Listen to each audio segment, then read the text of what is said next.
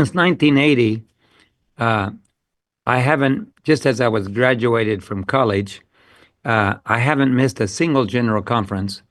Um, and I've been a delegate. I've been in several of them. I've been translator into Spanish for the general conference for the delegates up in the booths up there and on the floor. Um, uh, I have I one of my greatest joys has been to meet old friends and to share in the general conference sessions. After 2015, we've gone through some years of trauma with that, and finally we're getting back to a normal GC session here in a few weeks again, and a little over a week.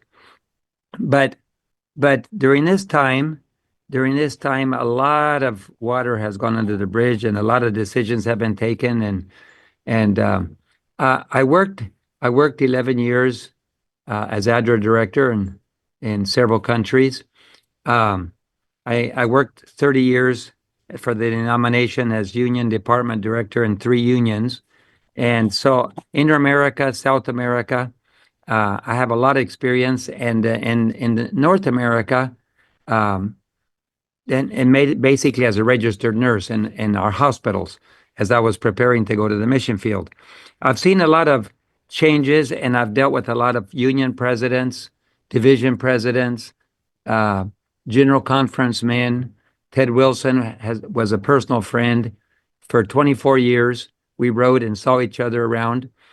And in 2010, when he made his very, very good opening sermon when he was elected GC president, man, I said, uh, sign me up. I wrote to him and I said, we have 300 or 400 missionaries, between 300 and 400.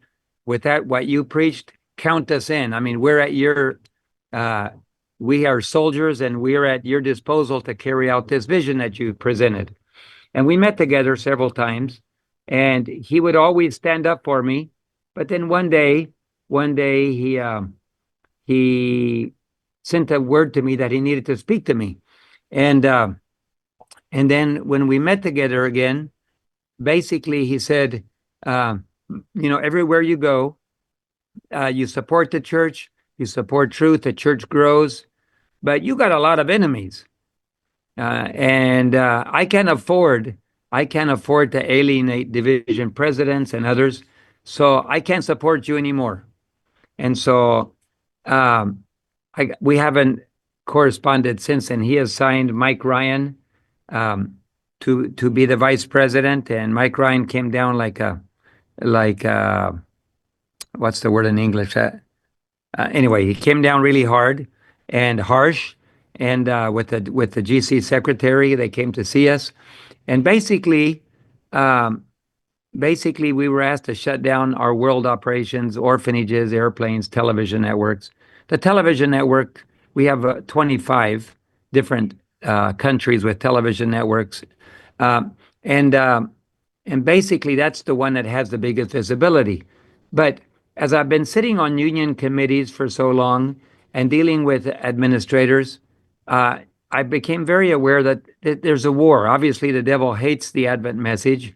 He hates our mission, uh, and I really admire you for all the stick-to-itiveness that you've done in presenting this. We're right at the GC session, a few days away. Uh, like you said, it would have been an ideal time to present it, but uh, as you and I were talking the other day, I mentioned that uh, I'm not so. My experience has taught me that it's not so easy to turn a big ship around very fast. And if there's outside influences, like you mentioned, official relationships that have been signed with the UN, it's virtually impossible without taking severe hits, maybe losing accreditations, losing hospitals, losing universities, losing properties.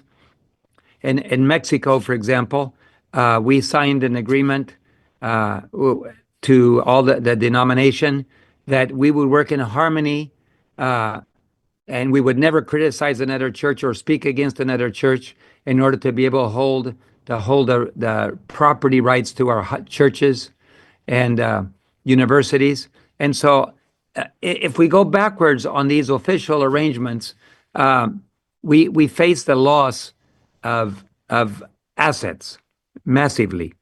But that's what this last final struggle is about. This final struggle is about obey God and face the loss of assets, or obey man and hold on to them a little bit longer, because you're going to lose them anyway, and also your salvation. And as we have signed these agreements in Mexico with the United Nations, Poland, and others, um, the truth is, the influence from outside is so strong that how can you turn a ship around in a different direction when it's been going in one direction for so long, and the river is getting more narrow, and a big ship on in the Amazon River. I was in Manaus, Brazil, and I saw a big seafaring ship that came up to Manaus with tourists from Europe. And I said, that's amazing that they made it up this river this far. I mean, the Amazon River is the largest river in the world. But the further up you go, the more narrow it gets. And even though it's large, a big ship has to be very careful lest you get into a tight spot, you can't turn around. And that's where we are right now.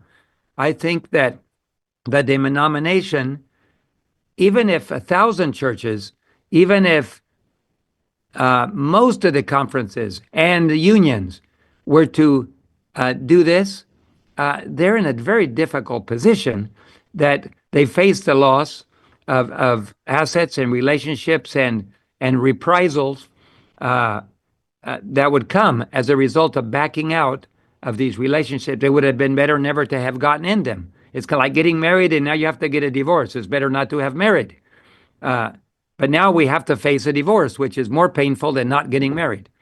But I still think that what you mentioned the other day when we were discussing is that we have to stand for truth. We have to take a stand for truth, regardless of what other people do. We have to bring awareness of the issues. There are many people that innocently just trust their church. In all the years that I sat on union committees, I've never once seen a union reject a vote that was taken at a higher level. We just rubber stamp them because it comes from above. And so, in all these years, not one single memory do I have of saying, this is not the right direction, we need to take a vote requesting them to reconsider. It's automatically accepted. So it's a tremendous success that you've had to have 100 churches and 3 conferences. I was looking at the conferences. I know the one in South Africa. I know the one in Germany. I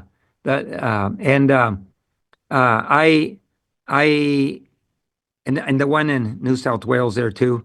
I believe God has blessed you to accomplish a great thing, and it needs to grow, if nothing else, to bring awareness to our church members that we have to stand against a current that is going the opposite direction. This will prepare them to stand when greater issues are at stake. But it doesn't mean that this ship is going to turn around. The biggest accomplishment of this is awareness and the ability to stand against the current, and to encourage people to unite around truth. That's wonderful. I'm a little pessimistic on the other, but that doesn't mean God doesn't have a plan. I don't. I personally believe the big ship is probably too late to turn around. We're too close to the end of time. But people have to rally around truth, and have to rally around our